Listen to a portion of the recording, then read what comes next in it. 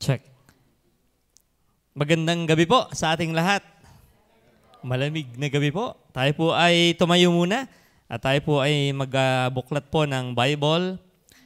Sa aklat po ng mga awit, chapter 127. Ating pong basahin ito at ito man po ililimang mga verses. Tayo po ay magbasang sabay-sabay kung kayo po ay nandiyan na. Nandiyan na po ba kayo? Sa wikang... Sige, tayo ay mag-English muna. Okay, sa wikang English. Sige po, tayo po i-alternate. Ako muna po, and then kayo, and then sabay-sabay tayo sa number 5. Okay. Except the Lord build the house, they labor in vain that build it. Except the Lord keep the city, the watchman waketh but in vain. Kayo po?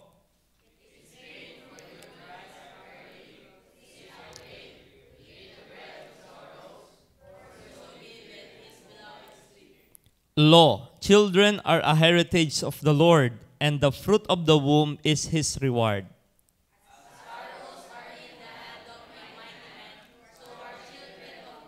Sabay-sabay po tayo. Happy is the man that hath his quiver full of them. They shall not be ashamed, but they shall speak with the enemies in the gate. Tayo po ay manalangin muna. Mapagpala po namin Diyos, magandang gabi po. Salamat po muli sa pagkakataong magkasama-sama kami na inyo pong mga anak sa dakong ito mula sa iba-ibang dako ng Taysan at karatig ng mga bayan, Panginoon. Salamat po sa biyaya. Gaya nga po ng nabanggit ng aming pastor, nawa ito hindi lang kinasanayan namin, kundi kami talaga ay may katuwaan na kayo po ay katagpuin sa itong mga araw upang sa midweek part po ng isang linggo, kami nga po ay muling mapaalalahanan ng iyong salita bilang inyo pong mga anak, Panginoon. Kami iyong sasamahan sa amin pong pag-aaral ng iyong salita ngayong pong gabi. Patawad po sa lahat ng pagkukulang, kalabisan na nakita nyo sa aming isip, sa aming damdamin at sa aming mga gawa, Panginoon. At muli, salamat sa kapatawaran na kay Jesus Christ. Kaya kami po ay nakakalapit sa iyo dahil po niya, Panginoon. Banal na Espiritu, samahan niyo po kami. Purihin ka sa ngalan po ng Panginoon Jesus. Amen. Okay, pwede po ako po. So muli po ay isang magandang gabi sa atin pong lahat. Salamat po sa Panginoon na tayo po ay nagkasama-sama.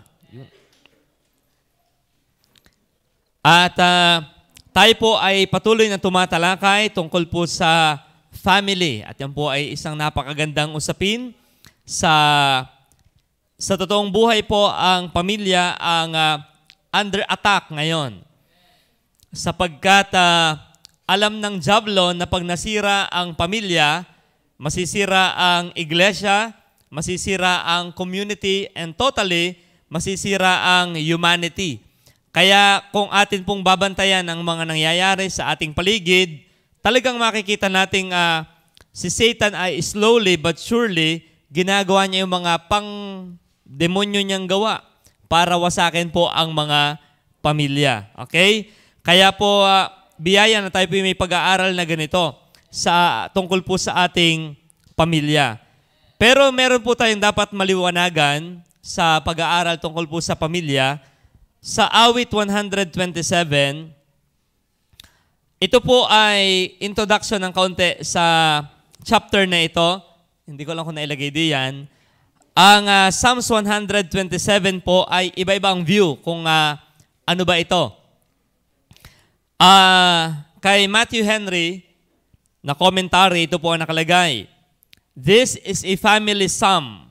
Okay? Ang Psalms 127 is a family psalm. As diverse or different from the state poems or the church poems. It is entitled, as we read it, for Solomon. Ito yung view niya dedicated to him by his father. Sino ang tatay ni Solomon? Si David. So ang 127 sa kanyang commentary kay Matthew Henry, ang kanyang comment ay ang 127 ng Psalms ay nilikha ni King David specifically para i-dedicate sa kanyang anak na si King Solomon. That King Solomon, he having a house to build, a city to keep, and a seed to raise up to his father David, David directs him to look up to God and to depend upon His providence, without which all his wisdom, care, and industry would not serve. So, naanoan po yung commentary? Ang 127 pala ng Psalms ay sinulat ni David. May mga comment pa nga na nung nabanggit, nung napili na ni David si Solomon na humalili sa kanya through Prophet Nathan and Bathsheba. Pinaalala ni Bathsheba, di ba? Hindi si Adonijah ang yung magiging kahalili, kundi si Solomon. Then dumating si Prophet Nathan at nung daw ito ay mabanggit na, ayon sa ilang mga pag-aaral, doon nasulat ang Psalms 127 na pinapaalalahanan ni David ang kanyang anak, Solomon, alam kong ikaw ay very wise, but except the Lord. Kaya naging meaningful yun na word na except the Lord. Kahit ikaw ay endowed with many wisdom, and ikaw ay industrious, and ikaw ay caring, and you will be the soon king of Israel. Ang sabi ng kanyang ama, except the Lord, build the house, it will be in vain. So ngayon pong gabi, ating pag-usapan po ito, yung except the Lord. So may ilang mga definition dyan ng term na ating makakasalubong. So pag sabing build, alam natin yan, to establish. So yung Lord na tinutukoy dyan, except the Lord, is Jehovah or Yahweh. Yan ang tunay na Diyos. Okay, may umaatake ngayon diyan. So kung kayo medyo familiar sa internet, meron yan dyan. The Lord and the house, ating pag-usapan nito. So yung word na except the Lord, doon po tayo iikot, bagaman buong chapter po yung ating kukuhanan. Yung word na except, it talks about the absolute necessary. Pagiging absolutely necessary. Tandaan niyo sa John chapter 3 verse 3, except a man be born again. So pagka ating gagamitin yung word na except, kung wala ito, ay wala kayong magagawa. Kung sabing except the Lord, it talks about the absolute necessity of God in our life. John chapter 15 verse 5. Atin lang silipin po ito. John chapter 15 verse 5. Sabi ng ating Panginoon, ako ang puno ng ubas, kayo ang mga sanga, ang nananatili sa akin at ako'y sa Kanya ay siyang nagbubunga ng marami. Ito yung paalala ng Diyos sa atin. Sapagkat kung kayo hiwalay sa akin, ay wala kayong magagawa. So tayo po ay nagpe-pray ng ating pamilya ay maging ayos. Tama po ba? So may paalala ang Bible sa atin na except the Lord. Okay? So ating silipin po yung ilang mga binabanggit dito. Ang nais na natin ipuntos po ngayong gabi, the Lord is absolutely important in our family. Apo, yan po yung dapat nating maalala. Gusto nating magbuo ng pamilya, isang araw, sino yung pinakamahalagang sangkap sa pamilya? Dapat laging may third party para tumibay ang family. Ano? Di ba malimit pag nabanggit yung third party, panggulo, pangwasak. Pero sa itong buhay po, we need the third party para tumibay ang ating family. And who is Him? Who is He? They are the Trinity. So without the Lord, ang ating family will crumble into pieces. Opo, inyong makikita yan kay Adam and Eve. Perfect pa ang environment nun. Ang taas ng kanilang IQ at EQ, pero nung sila'y humiwalay sa Panginoon and they try na paganahin ang kanilang sariling diskarte, they ruined the generation to come.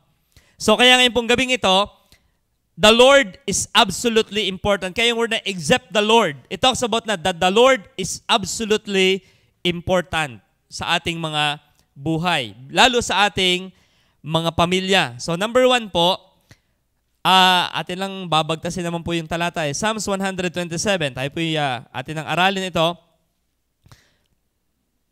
Ang sabi rito, except the Lord, number 1, the Lord is absolutely important, number 1, in building a house. Okay? In building a house. So yung binabanggit ditong except the Lord build a house, it probably mean, ito'y pwedeng maging probable meaning ng house dyan ay, it talks about Solomon own house. Tandaan niyo po, si Solomon nagpagawa rin ng kanyang bahay, ivory pa. Or, possibly na ang nasa isip ng writer ay the house of the Lord, yung templong kanyang pinagawa. So, it's either of the two ay possible na pinapaalalahanan ni David, si Solomon, pero may iba-ibang view dito. Pero doon lang ako nag-incline muna sa view na yon na sabi, except the Lord build a house, they labor in vain that build it. Mga minamahal, the Lord is absolutely important in building a house. Yung miski literal na bahay. Sabi rito ng isang commentary na aking nabasa din, many a man builds himself a house, but he is not able to carry out the building of it. May mga tao daw na nagsimulang magpagawa ng bahay, pero hindi na ipatapos. Meron kayo nakikitang ganyan? Ako hindi pa. Laging may nakalabas na bakal.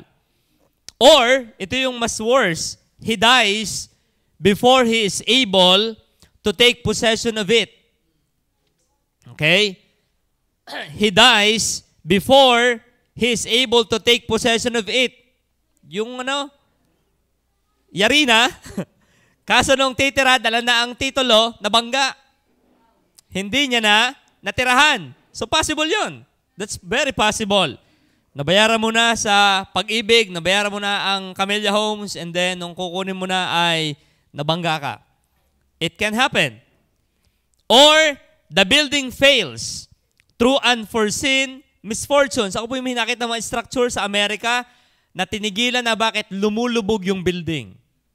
Pero ang ganda, na napakataas na building, lumulubog. Kita naman natin yung sa Italy, yung The Leaning Tower of Pisa. Maganda din siyang building, kaso tumagilid na ng tumagilid. Okay? So, the building fails through unseen misfortunes. Napatayo sa may sinkhole ang bahay mong ipapagawa. So, it can collapse anytime. Or, if it succeeds, becomes a prey to violent destruction. Tulad ng pinanood ko po sa Amerika, 30 seconds lang. May dumaang buhawi, wasak ang buong structure. So, anong pinapakita po dito? Even in building a literal house, yan ay dapat natin talagang ipinasasangguni din sa ating Panginoon. Kasi kung ating titingnan po, dito sa Genesis 11, 1 hanggang 9, it talks about building the Tower of Babel. Okay? The Tower of Babel. Tingnan nyo, except the Lord talaga build it. Tingnan nyo ano nangyari sa Tower of Babel. Nagiba. Tingnan, silipin natin sa Genesis 11. Ito naman yung mga familiar na tagpo. Genesis chapter 11. Kasi isa sa proteksyon ng pamilya ay ang bahay na literal. Tama? Isa sa parabagang masasabing accomplishment as a family pag nakapagpagawa ka ng bahay. Kasi yung magpagawa hindi madali. Tama po ba? Ayun yung cardboard na bahay mahirap gawin. Lalo yung malaking gusali. Pero may pinapaalala ang Bible sa atin tungkol dyan. Genesis chapter 11, ito yung tagpo na ang tao, sabi ng verse 4, at nagsipagsabi, hali kayo, magtayo tayo ng isang bayan natin at ng isang muog na ang taluktok niyaon ay aabot hanggang sa langit. At magtaglay tayo ng isang ngalan, baka tayo mangalat sa ibabaw ng buong lupa. Ito yung unang one world government na ginagawa nila.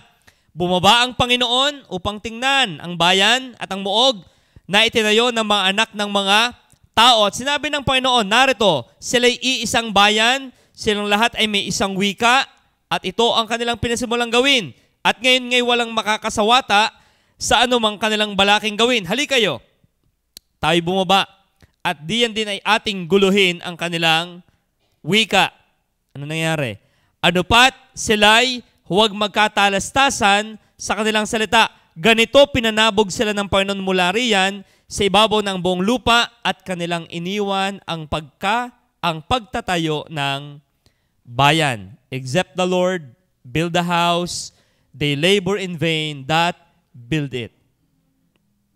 Liban talaga na ang Panginoon Maging sa literal na infrastructure. Minsan kami nagkakatawanan eh. Pag nakikita kami ng mga bahay niyan, ako natukhang yan, kaya hindi pagawa. Yun na yung tawanan, minsan ng, yung kalokohan. Pero nung akin binabasa talaga ang Bible, yung makapagpayari ka ng bahay, Diyos talaga ang may gawa niyan.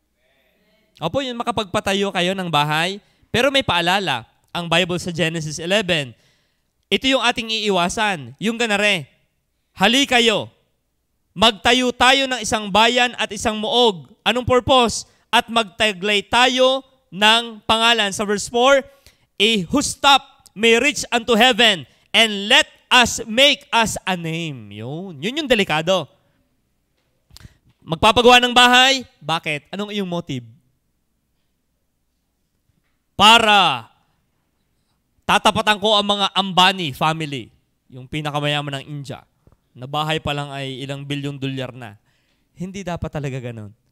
Okay? Or else, niyo po, when the Lord is not in that project, ang sabi, the infrastructure collapses. Kung nyo maalala rin po sa Joshua chapter 9, verse 26, ito yung sumpa na binigay naman ni Josue sa sino mang magtatayo ng Jericho. Naalala nyo yun? Nawasak ang Jericho. Gaano kakapal ang pader nun? Siguro yung mga ilang dump truck ang kasya doon na magkakatabi. 2 dump truck siguro, kasya, or 3. Ganong kakapal yung wall of Jericho. Sinumpayan ni Josue sa Joshua 9:26. Ang sabi niya, mali yung talata ko. Ang nakalagay doon ay susumpain yung, Joshua, ito nga ba yung nag-iba? 9. Okay? Joshua chapter 9. Verse 26. Tama nga ba itong talata ito? Yung nag-iba? Mali ang aking text. Chapter, I think by 6. 6. Yan. Chapter 6, verse 20. Okay? 6:20 po yan. Joshua chapter 6, verse 20. Ito yung nag-collapse. Okay? Ang sabi rito ng Bible, verse 20, at gayon humiyaw ang bayan at ang saserdote humihip ng mga pakakak, nangyari ng marid ng bayan ang tunog ng pakakak ng bayan ay humiyaw ng malakas at ang kuta ay gumuho na anupat ang bayan ay sumampang nasok sa siyudad na bawat isa'y matuwid na nagpatuloy at kanilang sinakop ang bayan. So literally speaking, except the Lord build a house, it will collapse. Literally, yung mga literal nating mga bahay, except the Lord builds it, it will collapse. Totoo po yan. Literally speaking, God can do that. Halimbawa, ang iyong bahay ay pinatayo mo using illegal na mga bagay or dinadaya mo ang Panginoon while you are doing your building. So pag hindi ka talaga pinatawad ng Panginoon o hindi mo yan inihingi ng tawad, it may collapse. Kaya, anong nangyari dito sa gaano kapal yung wall of Jericho na yon, kayo po yung mag-aral ng mga ancient civilization, ang gagaling ng kanilang engineering. Tingin ko, dahil ka mga civil engineer today. Bakit walang makaduplicate ng Pyramid of Egypt today? Kung talagang magagaling na ang technology natin, di duplicate mo. Why you cannot do that? Pero gaano man katibay yung tinyo, God ruined it. Nag-collapse ito. Kaya, number 1, in building a literal home, yung literal na bahay, infrastructure collapses except the Lord build the house. Kaya yung ang atin pong, kaya sabi rito, maging sa 1 Kings 17, ako mali yata ang aking text, 1 Kings 16. 34. Ito nga. Ito yun. Ito yung nangyari na nung tinayo yung bahay ay sinumpa. Yes, ito ngayon. In his days did Hiel, the Bethelite, build Jericho. He laid the foundation thereof in Abiram, his firstborn, and set up the gates thereof in his youngest, according to the word of the Lord, which he spake unto Joshua the son of Nun. Alam niyo po ang kwento rito? Sinumpa ni Josue, ang sino mang magtatayo ng Jericho, mamamatay ang panganay at ang bunsong anak. At nangyari yan dito sa lalaking ang pangalan ay si Hiel.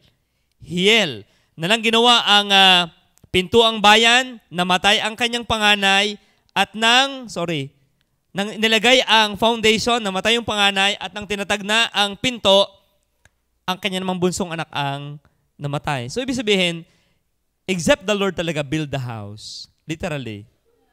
Talagang wala. Kaya salamat po sa mga pagkalooban na ng bahay. Biyaya ho yan ng Diyos sa inyo. Apo, hindi yan para ipagmapuri natin, sapagkat yan pala ang Diyos na nag-allow na kayo ay magkaroon ng ganyang mga literal na bahay. So, except the Lord, build the house, you labor in vain. Okay? Ikalawa na ating makikita dito, not only, sabi ni David kay Solomon, anak, you can make a house except the Lord. Allow it. Ikalawa, na ating makikita rito sa talata, except the Lord build the house, they labor in vain that build it. Number 2, except the Lord keep the city. Inyong tingnan yung progression. Bahay, iingatan. Sunod ay city na. Ang sabi ng Panginoon, except the Lord keep the city, the watchman waketh but in vain. Number 2, the Lord is absolutely important in protecting a city. May mga nag-iisip na tayo kayo mag-migrate na para mas safe doon sa New Zealand. O tayo ay tumira sa isang exclusive na subdivision. Well, that's good. Pwede naman po yun. Pero tatandaan po natin, except the Lord, keep you there. Hindi assurance na ikaw ay safe diyan. Di po ba, minsan iba, kaya ito nagagastusan, ako magbabahay sa isang mamahaling subdivision. Ayun, nung napatay siya, wala talaga nakakita. Bakit? Walang makalapit. Basta. Naunawan niyo po yun?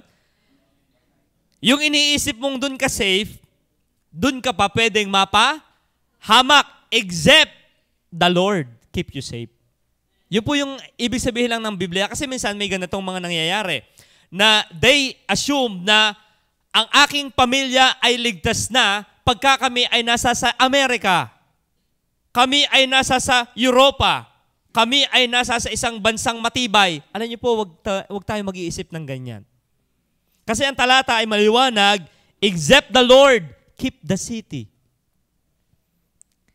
The watchman waketh, but in vain. Number 2, the Lord is absolutely important in protecting a city. Why? Security breaches, pag hindi ang Diyos nakialam. Ano yung security breaches?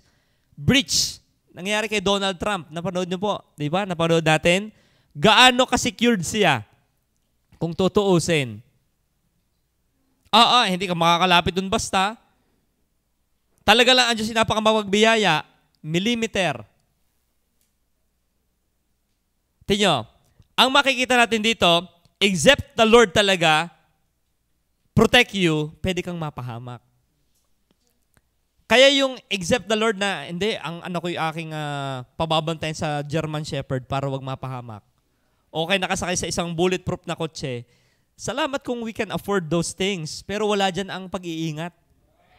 Lagi nating tatandaan, except the Lord, keep you.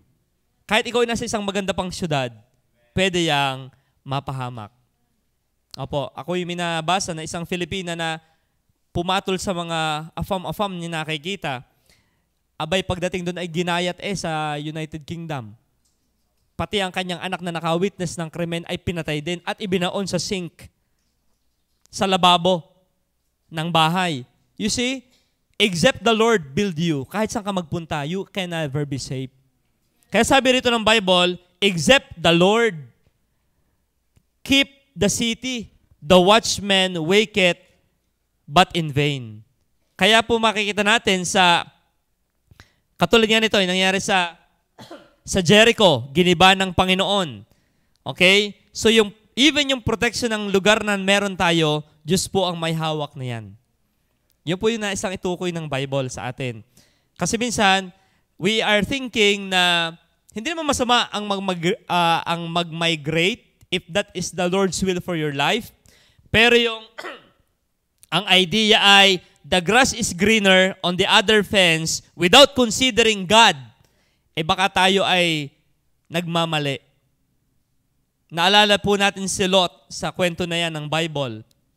Ano nangyari sa kanya?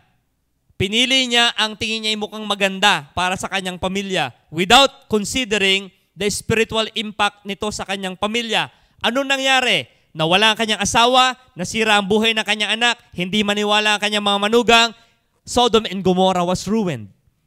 Pero mas maganda ang Sodom and Gomorrah compare sa pinili ni Abraham. Kaya except the Lord talaga.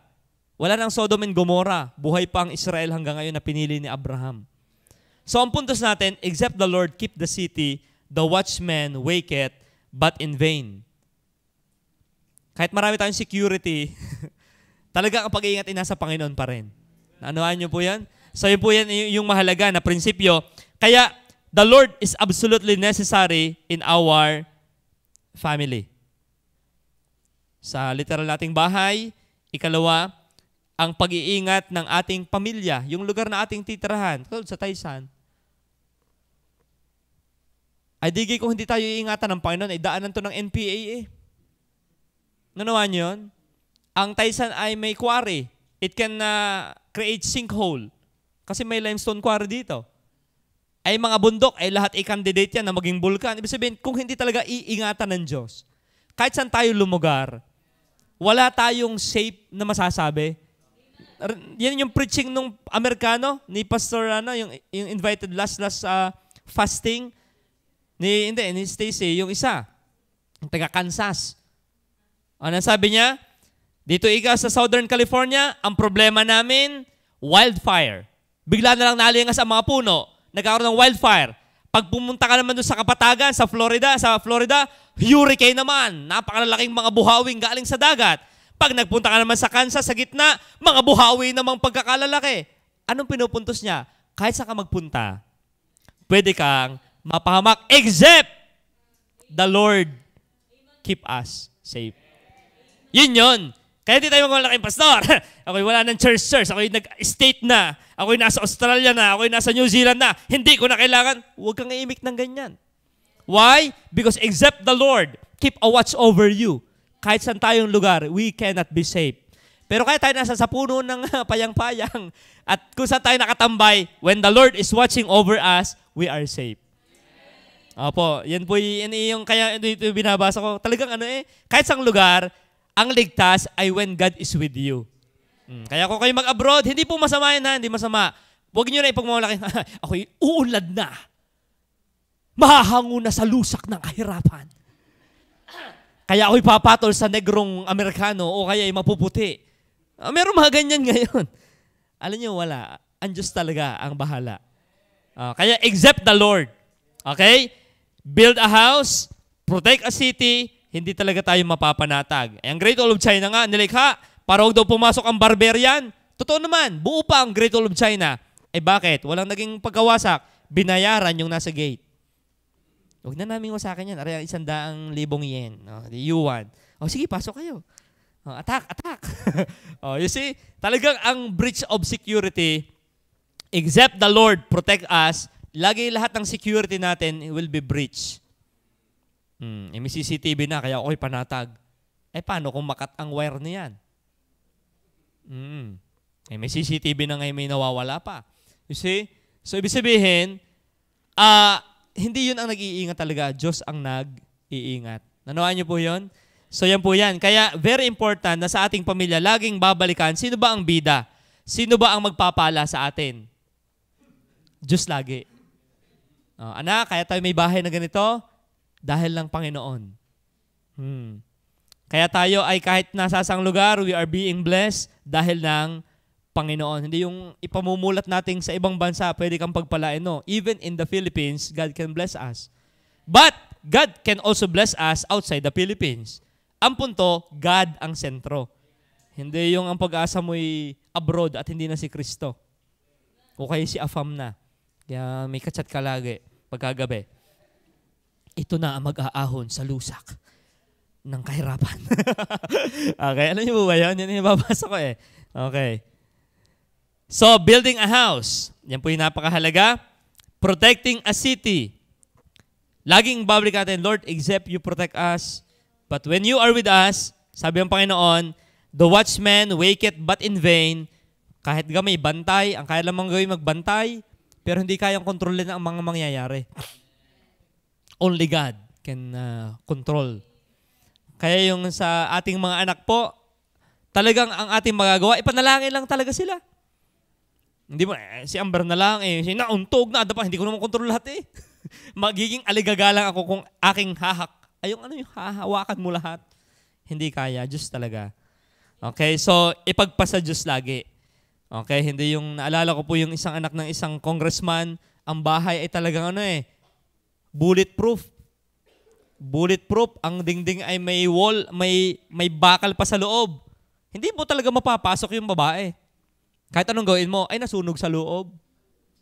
Nagkaroon ng sunog sa loob ng bahay. Ito po'y anak ni Joe Di Venecia, ni speaker. Nasunog ang room ng bata, dumating na ang mga firemen, sa sobrang secured ng bahay. Hindi po mapasok. Napasok nila, patay na, nasuffocate na yung bata. Isipin nyo, talagang except the Lord keep you. Secured yun, ang nakapatay sa kanya yung security mismo. Ayun naman iba, ang bahay, ang bintana ay sakula, ay buhay na buhay hanggang ngayon. Pag kayo napasama sa amin sa Katmon, yung sa basurahan, inyong pagmasdan, talagang ang Diyos ang nabuhay sa tao. Ay, ang bahay ay mga tulda, ang bahay ay sako, kako ito'y buhay nakakarami pa nga ng anak. Yung iba naman, ang bahay ay talagang marmol na, naumay sa marmol, kamagong, naumay, marmol uli. Wala rin, patay din. Talagang, hindi ko sasabing masama ang may mga ganun. Yun ang pag pinatakbuhan mo ng isip, talagang ang Diyos ang may hawak ng lahat. Kaya, kung anong status mo, i-enjoy mo. Huwag kang mahilig sa iba, i-enjoy mo. Ito yung bigay ng Diyos sa akin, I will enjoy this. Kesa, mag-isip ka na, dapat ako'y kasing yaman ni Bill Gates, nitong nagpakasal na taga-India, pambihira. Panood ko yung kwento 200 eroplano nirentahan, 1,000 limousine, 5 5-star hotel para sa mga guest. Kaya yung tapatan yun? Relo pa lang niya, $300 million na $300 million. Ang akin itig 200. Okay? Magkatulad naman ng oras po nun. Okay, mag-alala. Yung mga tisot at saka yung mumurahin natin relo, magkatulad lang oras niyan. Ngayon ay alas 7, mag-alas 7. Ganun din sa kanila. Tinanong ko nga ninong bidong yung inyong hiyog tagger na yan, yung tag huwer. 200,000 daw yon. Kaya yung oras at oras na rin aking magkatulad, ay oo naman. Okay, kaya ako'y masaya na rin sa relo ko. Okay, kung naiiba, medyo ako'y mahihili. Pero magkatulad lang pala. Miski diamond o gold ang nakasangkap. That's all right. Okay? So, the Lord is absolutely important in building our house, in protecting a city. Next, na nakalagay po sa talata. Verse 2. Walang kabuluhan sa inyo na kayo magsibangong maaga at magpahingang tanghali at magsikain ng tinapay ng kapagalan sapagkat binibigyan niyang gayon ng pagkakatulog ang kanyang minamahal. The Lord is absolutely important in building a house for the family, in protecting a city where the family dwell, in earning a living. Ayan. Except the Lord. Yung earning a living. Ano yung earning a living? Yung ating pong mga pinagkakahanap buhayan. Tingnan nyo, sabi ng Bible dyan, yung word na bread of sorrows.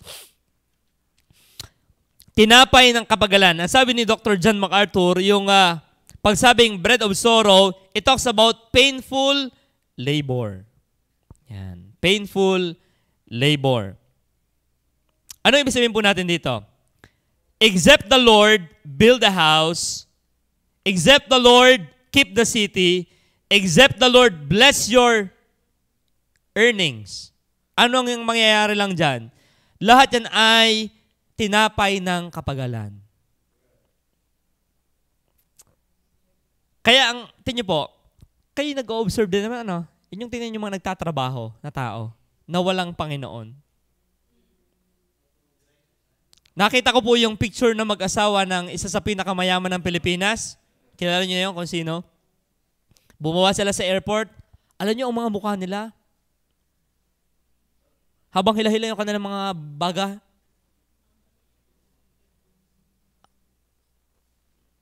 Yung sinusubaybayan ko kasi yung naging kasal sa India Pagmasdan ko rin yung India's Richest Man, ang lungkot din ng kanyang muka. Tama talaga ang Bible eh. Pag wala ang Diyos, puro ano lang yan. Tinatawag ng Bible na tinapay ng kapagalan. Pero sabi ng Bible sa atin sa Ecclesiastes, i-enjoy mo na ikaw ay kumakain. I-enjoy mo na ikaw ay umiinom ng mga grapes at ng beer brand. Enjoy the fruit of your labor. Di ba yung sabi sa Biblia? Pero sino nagbibigay ng ability na makakain din? Ang Panginoon din. Ang daming taong able na bumili, bawal naman. Tataas ang sugar, tataas ang uric, tataas ang kreya, tataas lahat. Ano ba? Nung kaya nang bumili, hindi naman makakain. At nung namang hindi kayang bumili, kayang-kaya namang kainin. Kaya nyo, except the Lord talaga, even yung ating earning, yung ating pera, pag hindi talaga ang Diyos ang nagpala sa atin, ang ating pera ay mauubos ang sa tinapay ng kapagalan. Mapera ka na, hindi mo ma-enjoy. Kasi nag-enjoy doktor. Kasi laging ikay magpapadoktor. Kaya biyaya din talaga yung ma-enjoy ang lahat ng meron tayo. Apo, kaya miski bagoong, habang hindi pa binabawal, tikman mo na. Chocolate. Kaya hindi ako nagpapacheck up agad eh. Kinakain ko na. Kasi lahat tayo may sakit. Hindi lang na, ditaw pa. Okay? Pero yung earning a living, tingnan nyo, without God, industry is laborious. Full of labor lang. Hindi na na-enjoy. Tingnan po ang ginagawa ng mga tao. Totoo naman po ito eh. They rise up early. Hindi ka yayaman pag hindi ka maagang gumising. They sit up late to eat the bread of sorrow. Sa inyo, ang buhay ng tao, pag hindi talaga para sa Panginoon, nakakapagod na routine. Tutulog na ng late, gigising ng napakaaga para magtrabaho, tutulog na ng masyadong gabi, gigising ng sobrang aga, gigising, tutulog na ulit ng late. Paikot-ikot lang ang buhay nila. Yun lang. And pwede bang ma-trap ang mga Kristiyano dyan? Pwede. Yung daya ng kayamanan. Pagka ang nasilip natin na ang tagumpay ay ang materialism, meron ako nito, para ang status ko'y tumaas. Sino may sabi sa iyo?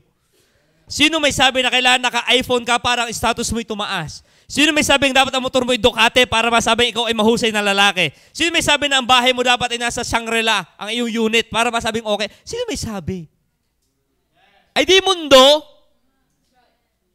That's why maraming nawawala sa pananampalataya. Sabi ng Timoteo, nasinsay sa pananampalataya, tinuhog ang sarili ng maraming kalumbay. Why? They pursue riches, not Jesus Christ.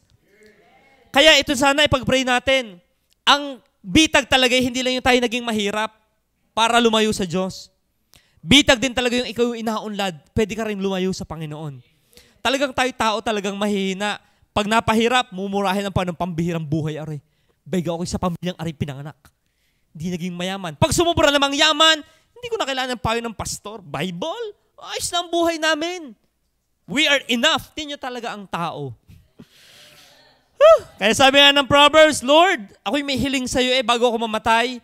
Huwag mo akong paghirapin ng sobra na kailangan ko na magnakaw. Oy, masamang magnakaw ha. Okay? Kahit mahirap tayo, huwag kayong magnanakaw. Magsabi kayo pag kayo may pangangailangan. Huwag akong maghirap na ako'y kailangan magnakaw at huwag mo rin naman akong payamanin. Nasabihin kong isang araw, sino yung Diyos? Ito yung talaga ang human nature. Salang mababa, salang mataas. Kaya except the Lord, earning a living will turn to laborious industry lang. It will be a bread of sorrows. Kaya yung ating pera bilang pamilya, talagang dapat marunong tayo mag-tithes. Marunong tayo mag-invest sa mga missionary, sa ating pastor, sa mga worker. Invest for eternity kasi sayang din lang yan. Isang araw, totoo, ang daming pamilyang nakapagpatayo ng ganare. Anong contribution mo sa mission? Wala. Ang daming sasakyan na bulok, kung pinamigay ng iba niyan sa mga missionary, ang daming nasasayang na gamit, ibigay sa mga dukha. Alam niyo yung message nasasayang lang. Kaya pag mamamatay, ay, dami kong iiwanan. Oo nga, ang dami. Ang daming nasayang. You earn a living, kaso lang ay hindi worth dying. Nung mamatay ka, ang dami mong panghihinayangan pa. Hindi ko sasabing ubusin nyo lahat. Ang puntos lang, dapat tayo ay maging matalino rin sa ating pananalapi. Hindi lang yung nag-iipon tayo ng ating iiwanan, kundi nag-iipon tayo ng ating madadatnan. Paano yon? Ay di sa kaluluwa mo invest. Sa batang iyong inaakay, sa mga young people na iyong tinetrain, sa mga kapatid na kailangang tulungan, sa mga misyonaring humahayo, global mission work ng Panginoon. Eh pero pag hindi gayan, except the Lord, your earning is for only painful labor. Papatayo rin ako ng bahay. Bibili rin ako ng truck, helicopter, barko, submarine. Saka anti-tank missile kasi naririyan sa may kalatagan yung nasa yung bibili rin ako ng AK-47 at saka 46 para mas malakas-lakas. Ang isip ay puro na lang sa mga bagay na pang material. Pero salamat sa China, at least may nagbabantay ng ating dalampasigan. Okay. Isipin mo, kung tayo pang bibili ng barko, ay mahal din yun. Oh, salamat at sila ay nagpapatrol diyan para walang piratang makadaan sa Pilipinas. Okay din yun. Okay. Okay. At least tayo pa magbibili. Sige, salamat. Earning a living. Tingnan po sa Haggai 2:17. Okay, saan kayang Haggai? Haggai, Zechariah, Malakay. Okay. Nag-Bible, darilong isang araw, talagang pahirapan Isa ito sa mahirap hanapin din. Haggai. Bago magmalakay. Haggai, Zechariah, Haggai chapter 2, verse 17. Sabi ng Panginoon ay ganito, sinalot ko kayo ng pagkalanta at ng amag at ng granizo sa lahat ng gawa ng inyong kamay. Gayon may hindi kayo nanumbalik sa akin, sabi ng Panginoon. Tingnan po ito. Pagka ang puso natin lumalayo sa Panginoon, tayo mag-iingat, baka yung ating mga minamahal na bagay ay kanyang salutin. Hindi naman ang Diyos kumbaga malupit sa atin. Mahal niya tayo, ayaw ng Diyos na ma-attach tayo sa hindi naman dapat tayo masyadong attach. Sa ating mga business, pagka ang ating negosyo na supposed to be ay para tayo mapalapit sa Diyos, ay nagiging dahilan na para hindi ka na magsimba, hindi ka na nagbabasa ng Bible, hindi ka na attend sa fellowship, mag-iingat tayo. Kasi sabi ng Bible, sinalot ko kayo ng pagkalanta. So ang Diyos ay pwedeng manalot. At huwag natin yung antayin. Kaya yung ating earning a living, dapat yan ay blessing. Di ba sabi ng Biblia, the Lord make it rich and He added no sorrow with it. Kaya halata mo pagka ang blessing mo ay galing sa Diyos, ikaw ay masaya na meron ka. Hindi yung, baka ako'y sumpay ng Panginoon sa tablet na, baka ang aking mga babuyan ay salutin. Hindi, pagka alam mong ikaw ay okay sa Panginoon, hindi ka dapat matakot. Pero kaya ka matatakot, kasi nga, pagka ikaw ay marami mga cutting corners, especially sa Panginoon, ay delikado talaga. Mahal ka ng Panginoon, pwede niyang pitikin ng kaunti. Okay? Kaya ito, paalala to sa atin, earning a living should be a blessing, not a painful labor na nagpakapagod ka para lang sa wala. Wag ganon. Magpakapagod tayo para sa papakinabangan natin ngayon at sa hinaharap. Okay, kaya bilang pamilya, bata pa lang, i-train na talaga mag-tithes, mag-offering, mag-savings, maging matulungin sa iba. Hindi yung, anak ha, talagang tayo mahirap na pamilya dati, dapat hindi tayo maghirap uli. Kaya ito ang ating buhay. Walang giving, huwag magbabayad ng tax, at talagang lahat ng kutsarang ginamit sa Jollibee, itatago! At saka mga tissue, parang daga na nag-iipon ng mga kalat. Okay? So, gamitin para sa kaluwalhatian ng Panginoon. Yung mga sapatos na yan, itago! Nabulok na laang. Kung pinamimigay sa mga nagbabasketball, napakinabangan pa. Amen? Tama, yung mga maraming sapatos dyan. Ani mo yan! Ipamigay mo na yan. Hindi mo naman ginagamit. Ako po ay may pinsan na nagbigay ng sapatos sa akin, leather. Pinangkasal. Tandaan niyo yun? Pagdating sa bahay, nanlalagas. Why? Hindi nagamit. Na-stock. Mag-check kayo ng inyong mga gamit ha. Baka meron dyan pwede nang ipamigay kesa, baka rin masira pa. May amag-amag na tinapa. Huwag naman gayon. So para yung ating mga blessing ay blessing din sa iba. Ayan po yan. Nang hindi tayo, check nyo yung mga aring sapatos sa reo, butas ng ilalim, pwede na rin pamigay. Hindi. Yan po yung mahalaga din. Why? Because except the Lord, even our labor ay magiging in vain. Sayang yung ating mga pagpapagal sa business, sa ating trabaho. Sayang lang lahat yan pag hindi yan para sa Panginoon. So bilang pamilya, yan yung magandang mapamulat sa atin at sa ating mga magiging anak. Tayo anak ay hindi tagalupa, tayo tagalangit. Kaya itong mga ito lang, nadaan lang ito sa atin. Gamitin natin for God's glory and for the good of the people. Yun lang. Doon lang pa ikot-ikot ang ating property. Tayo naman hindi taga planet Earth, tayo taga langit. Pansamantala lang lahat na ito, kaya itong ating bahay, pag may kailangan tumulog na manggagawa, lingkod, pagamit. Yung sasakyan, ipagamit. Kasi tayo na may ano lang dito, temporary. Ang pera, wag natin masyadong bulukin kung saan, invest natin sa mga kaluluwa. Ang ating cellphone, gamitin na natin ito sa... Yung gang ikaw ay mayroon kang, sabihan ni Pastor Kabutihan, lagi mong tinitingnan ang mga bagay na may pang-Diyos na bagay, na mararating. Parang sapatos na rib. Ipaglalaro ko para makaakay ako ng ibang mga player. You see? Hindi para patutulugin mo lang, patutulugin na gayaan. Ay kung ipinamimigay mo sa mga nalaban sa mga basketball game, tama? Ipo-post pa sa Facebook. Hindi man. Kung namimigay ka, ayos yan. Okay. Wala ko kang pinatao, tamaan. Okay. Hindi ko ibibigay yung akin kasi ibigay yun sa akin.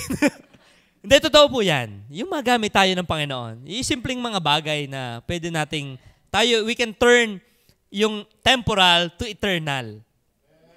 Yung ating kakayanan na maliit, 5 tinapay at 2 isda lang ito, pero pag nahawakan niya ni Jesus Christ, He can turn that into blessing other people. Hindi yan maliit na bagay. It can greatly impact sa cause of Christ. Pero, it can only happen except the Lord. Liban na lang ang Panginoon. Pero pag hindi ang Diyos nakikialam sa iyong finances, wala. Ang pera may puro pang iyo lang. Hindi ka na nga nagtatax, hindi ka pa nagtatights. Wala. Anong nangyari sa buhay mo? Wala.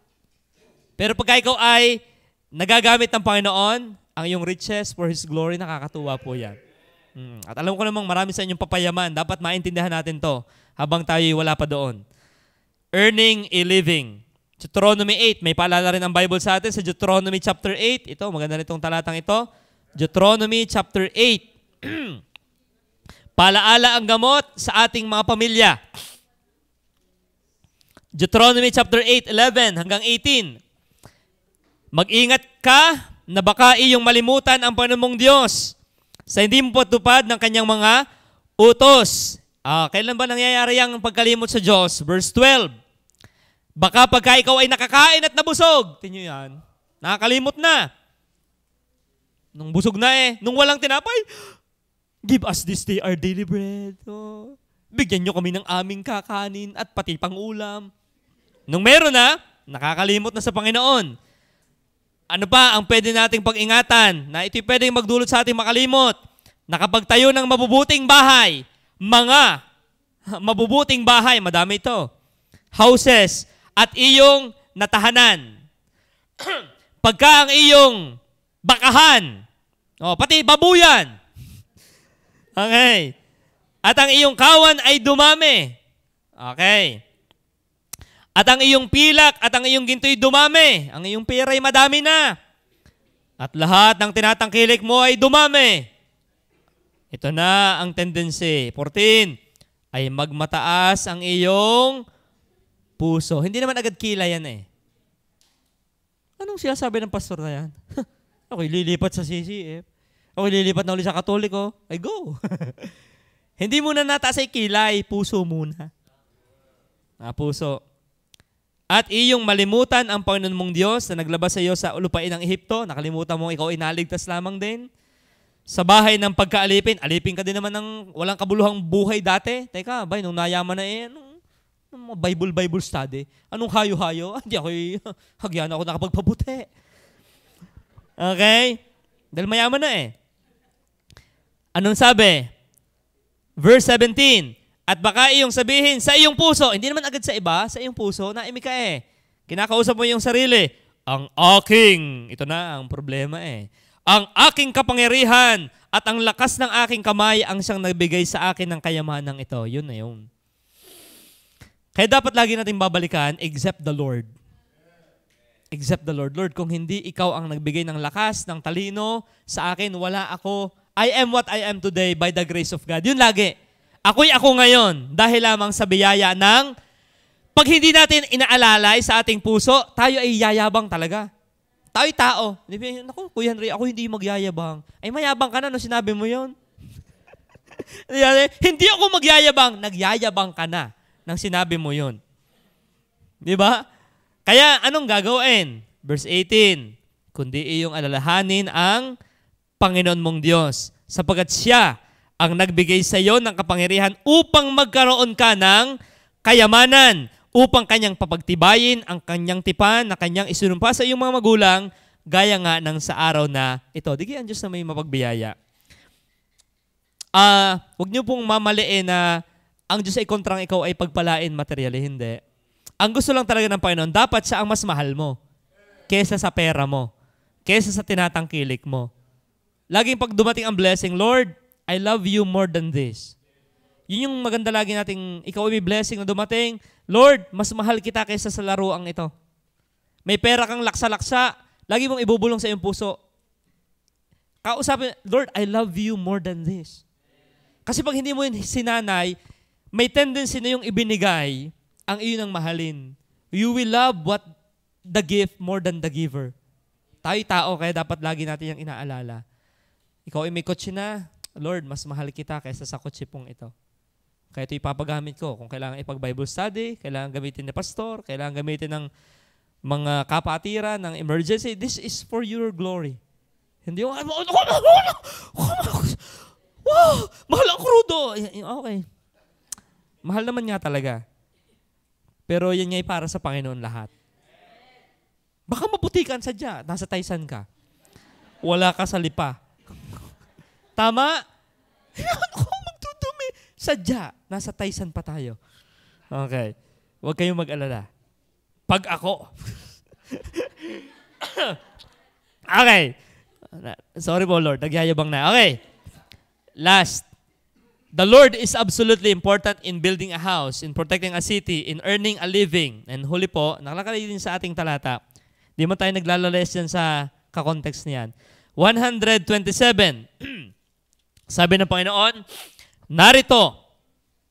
Wala yata ang Tito Boy ngayon. Naroon. Narito ang mga anak ay mana na mula sa Panginoon. At ang bunga ng bahay bata ay kanyang gantimpala. Kung paano nga na ang pana sa kamay ng makapangyarihang lalaki, gayon ang mga anak ng kabataan. Maginhawa ang lalaki na pumuno ng kanyang lalagyan ng pana ng mga yaon. Sila'y hindi mapapahiya pagka sila'y nakikipagsalitaan sa kanilang mga kaaway sa pintuang bayan. The Lord is absolutely important in raising a family. Tingnan yung pattern. House, city, income, and then your family. Mga material na bagay, pero ito lalo ang mahalaga, na except the Lord, raise our family. Tingnan yung mangyayari. Kids will be monstrous. Tingnan, infrastructure collapses, security breaches, industry laborious, and the kids will be monstrous. Pag hindi ang Diyos ang nagpalaki ng ating mga pamilya, ano magiging resulta? Ito yung ganda ng talakayan ng Ninong Joseph, kung kayo po yung nakinig sa prayer and fasting kahapon. Anong klaseng generation ang lalabas kung hindi ang Panginoon ang mangunguna? Ang bumaril kay Donald Trump ay 20 years old. Sino itong 20 years old? 20 years old. 20 years old. Nakakaisip ka ng magmarder ng tao? Kaya tingin po, when we do not raise our family with God, ano mangyayari? We are creating a monster children. Ang ating nililikha ay mga monster na bata. Tingnan niyo yung mga bata na hindi nagagabayan ng takot sa Panginoon. Tingnan niyo yung mga bata. Observe niyo yung mga bata na hindi guided ng takot sa Panginoon. Listen as how they talk. Look at how they walk. Kaya tingnan niyo, except the Lord. Hindi, ay may pera naman ang magulang dun eh. Yun na nga. Hindi kayang ayusin ng pera ang ugali ng bata. Supply na nga ng TV, ng Netflix, lahat na ibinigay. Yun na nga ang problema Lahat na ibinigay. Diyos ang hindi mo ibinigay. Naunawahan niyo po yun? We are creating a generation of monster pag hindi natin inilapit ang ating pamilya sa Panginoon. Never think na porket mapera ka, nasa mamahaling school yan, ikaw ay maraming negosyo, ikaw ay maraming koneksyon, titino ang iyong anak. No! Kung hindi yan ilalapit sa Panginoon, hindi yan titino. Tayo ang inilalapit na, sinasaltik pa. Tayo nga ay may sintu-sintu pa paminsan-minsan. May sintomas. Makasalanan si Tomas, May sintomas tayo ng kung ano-ano. Kaya imagine yung generation na walang takot sa Panginoon. Kaya talaga napakaganda na except the Lord. Paano ba ang mga anak ay lalaking maayos? Diyos ang kailangan. Diyos ang kailangan. Higit sa lahat, Diyos ang kailangan. Hindi yung, pag ako'y nakapag-abroad at naibigay ko lahat ng laptop, cream top, lahat na. Platops, lahat na binigay sa iyong anak.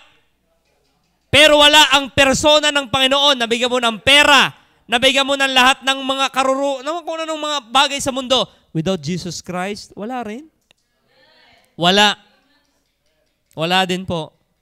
At as I listen, kahapon talaga ako'y naiyak. Ano bang klaseng henerasyon niya ang gusto nating buhayin? Sa mga mag-aasawa rito, yun nga sabi ba't mo gusto magpamilya? What kind of child na gusto mong palakihin? Baka lahi ng ano ang gusto mong ituloy. Ang aming lahi na mga mag-iinom. Kaya ang anak kong ito, dapat ito mag-iinom din. Dapat putulin na yung ligasing masama. Ang tatay ko'y babaero, therefore, ang kanyang hinliliit ay sinlaki ng baywang ko. Hindi ganon. Tapusin na ang masamang sinimulan ng mga magulang. Hindi yung tatapatan mo pa o hihigitan mo pa. Because, kailan mangyayari yon? When we raise our family in God. Except the Lord build our family. Wala Tingnan nyo, kaya sabi ng Biblia dito, children are heritage from the Lord. Kaya yung tayo magkaanak po, biyaya po yan. Minsan ako naiiyamot na rin, makulit na din. Pero, nevertheless, yan ay biyaya ng Panginoon. Ngayon, kung yung biyaya ng Panginoon, kanino dapat malapit ito? Hindi kay Peppa Pig. Hindi kay Coco Melon. Hindi ito malapit kung kani-kanino. Dapat mapalapit ito sa ating Panginoong Jesus. Kailan? Kabata pa naman, Brad. Ano, pagdalaga na? Saka mo iba-Bible study. Saka mo tuturuan ng mga kwento sa Bible. No! Habang bata pa talaga yan. Tingnan ang mga Muslim. As young as 5, nagme-memorize ng Arabic na Quran. Naintindihan ng bata? Hindi.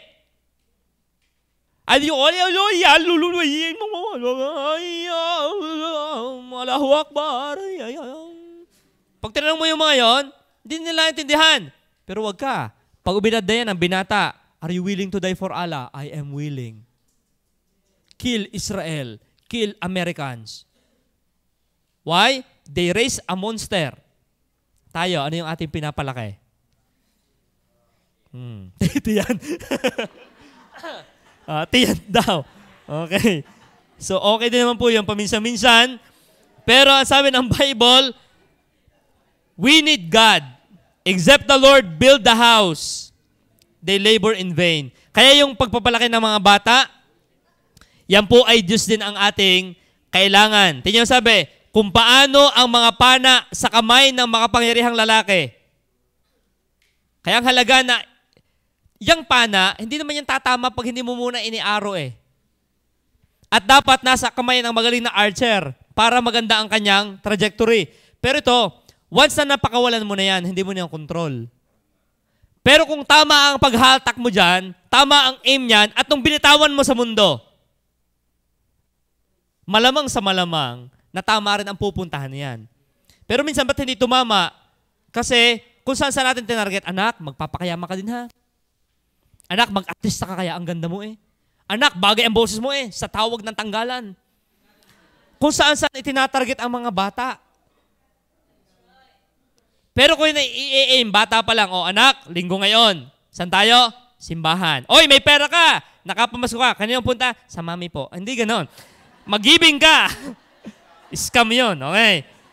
Yung sinasanay mo na siya. O anak, mamigay ng tracts. O anak, sama sa Bible study. Nasanay siya dyan. In the admonition of God, yan po ay hindi naman perfect. Wala namang ganun eh. Pero iba yung panang hawak ng tama at may aim ka. Malamang-lamang kung dumaplis man, ay hindi naman daplis na daplis. Bullseye pa din. Ayan, ako, yan. Ang dapat pinapana. Kaya sabi ng Bible po, kung paano ang pana sa kamay ng makapangyarihang lalaki, gayon ang mga anak ng kabataan.